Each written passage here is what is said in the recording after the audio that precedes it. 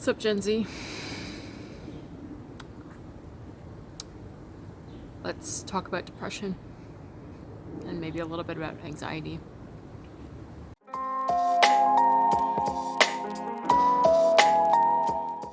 The world is changing faster than the human condition's apparent ability to keep up with it and with what needs to be done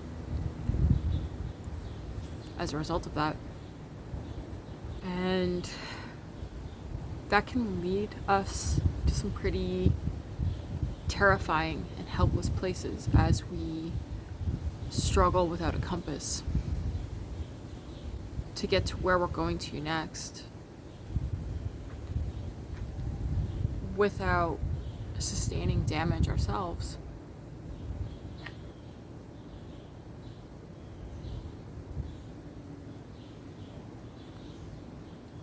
That can easily lead to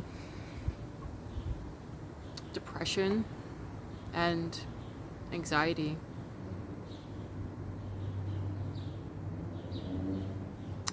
We're overwhelmed. And rightfully so. And that has an impact on our ability to achieve self-empowerment, to act as effective mediators in the communities that we're serving, to even know what kinds of communities and agendas are truly worth serving. We seem to have the Church of the Almighty Dollar conflicting with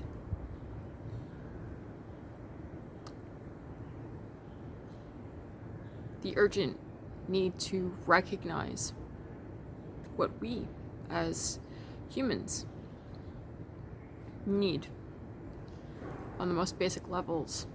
And food, clean water, sanitation, emotionally meaningful connections,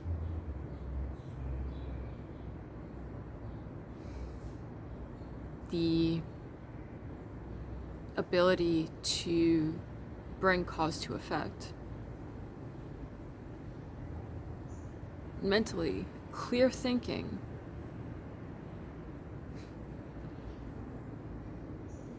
there are a lot of tools available to us to arrive to a space where our epistemologies are laid out in correct logical form.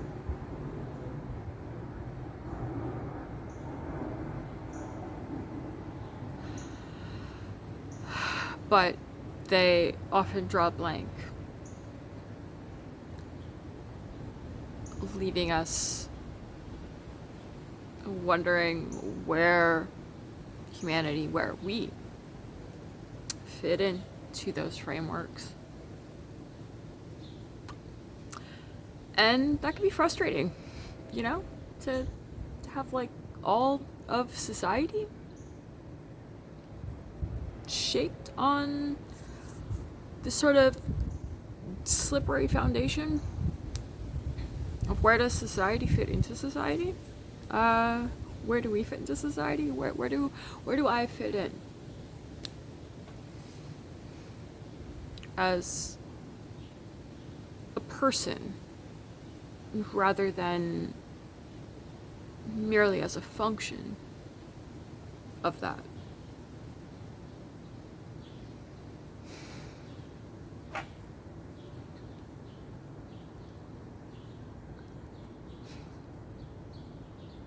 I was gonna show you some remedial exercise for depression, for a depressed physique, for an anxious physique, but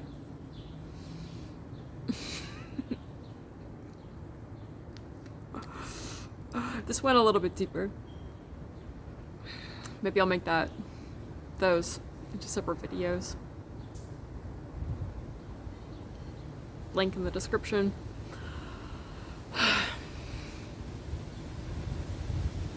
But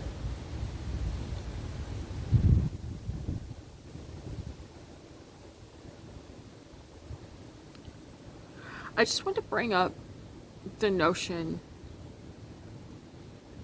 of biofeedback as it relates to where you're sitting right now in all this craziness, all this transition, all this confusion and uncertainty.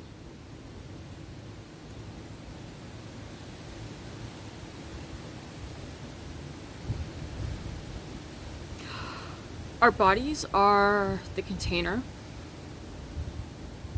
of our subconscious.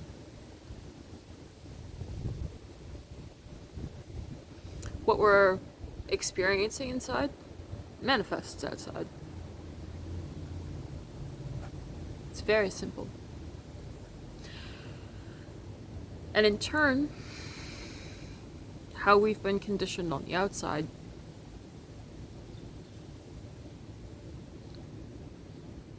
echoes within. So, if you're closed off,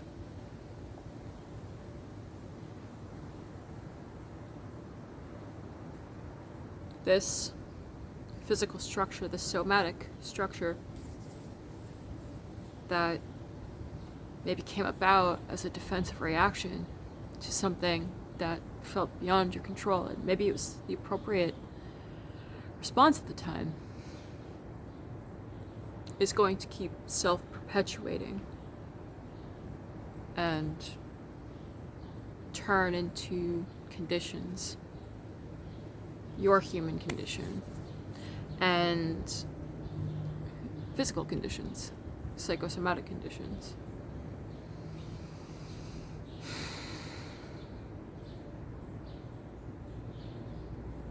You'll find that your breath is being distributed to the areas that are already stretched out, which is your upper back.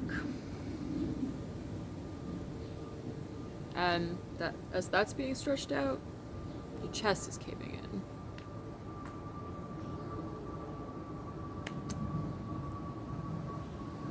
Which can lead to a whole slew of postural dysfunctions and potentially organ issues.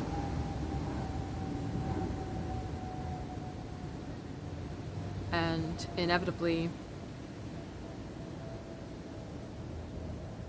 our living condition becomes how we go down at the end.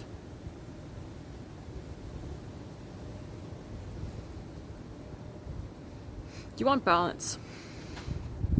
And that might seem like a very pacifistic notion. But sometimes you have to fight for it. Just a little. You could be very gentle about it. You probably should be gentle about these things when it comes to your most vulnerable manifestations. And those in other people. I'm not immune. Look at my posture. As I say this to you, I'm really giving myself a pep talk. I think a lot of us could probably use a lot more of that.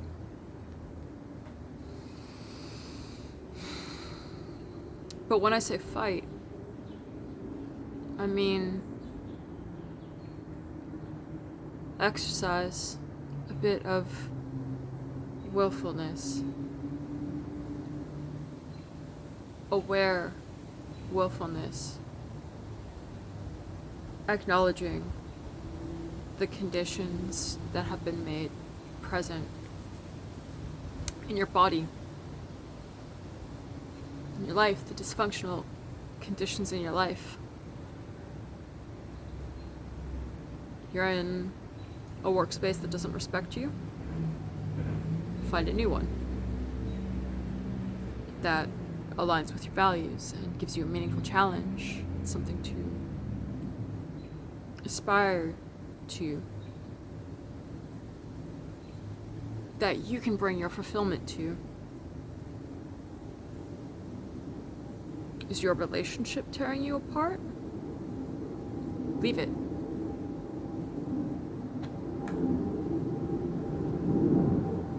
Burn your excuses along the way. Acknowledging them first. Because those excuses are complexes,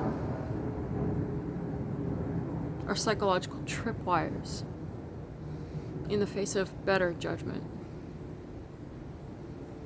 Our emotional attachments, our karma,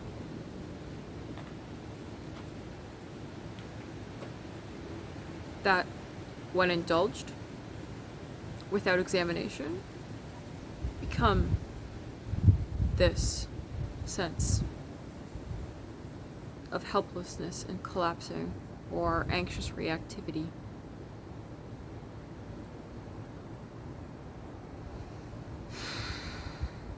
It's really incredible how much fear can drive innovation. And that's worthy to an extent. You know, letting the truth of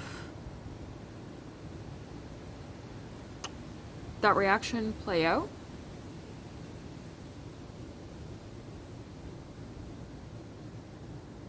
Until it is no longer in service, or until you, better yet, until you outgrow the notion that this is of service. Like, don't get me wrong, fear, pain, rage, neediness can drive entire movements that bring us to the next step in our personal and collective evolution and help a lot of people along the way. Maybe you've gone into it so powerfully that you've been able to shift the paradigms of other people in positive ways.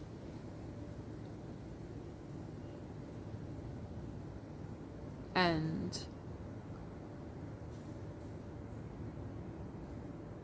bring to life new systems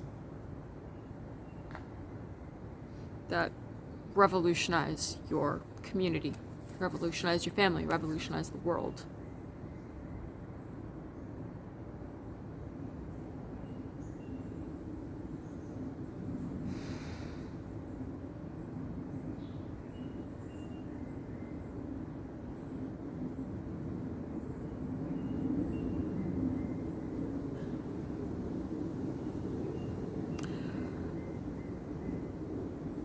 But it's the recognition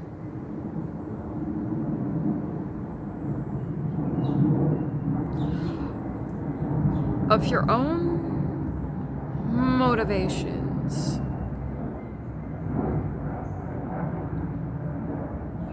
where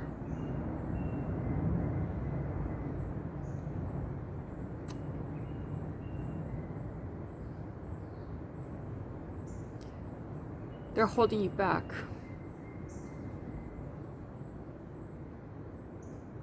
And how that manifests in your life, how that manifests in your relationships and in your body, that will allow you to break free from this into this. Now, let's take it back really simply. What's driving this closed-in posture? There is an emotion behind that. There's an event behind that. There's a pattern of thinking and of acting behind that. What is it? It might not be readily available on the surface. These things rarely are. They take work. And sometimes that work is harrowing.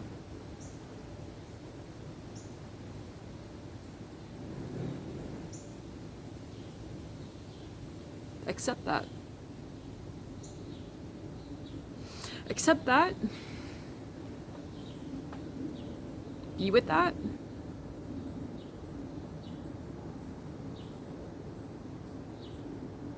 Without any expectation.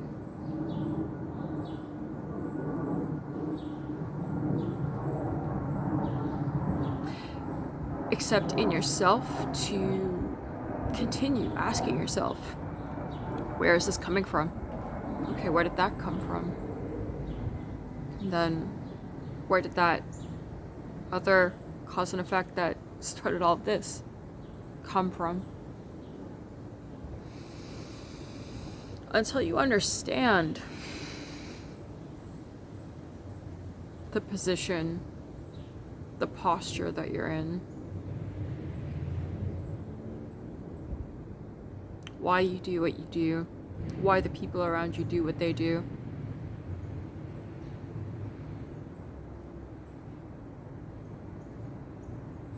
And along the way,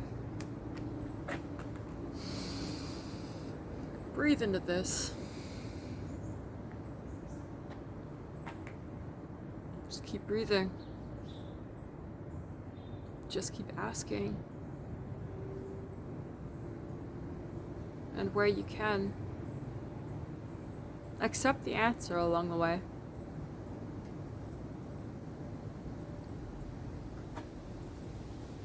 Because that's the thing that's going to truly motivate change, breakthrough, evolution, and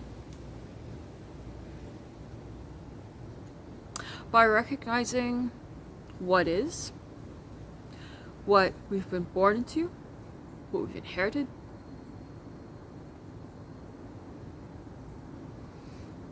which seems to be a world falling apart, as beautiful and abundant as it is, that needs to be recognized too.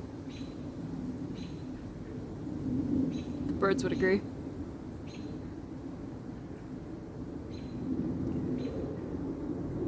It's through that recognition of exactly where we are that we can begin making changes. I have a tight chest, thanks to years of depressive conditioning. I breathe into it, I stretch it out, create strength in the parts of myself that have been all too stretched out, worn out, used up.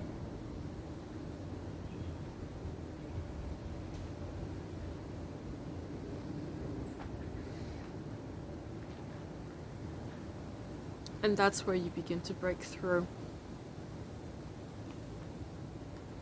That's where you become a balanced and full person. It's a dynamic process. It's not going to happen as a singular event. This is a lifelong work. I think part of the reason why people are depressed and anxious suffering from a myriad of mental illnesses. It's because they either want it all now, or they expect it will never happen.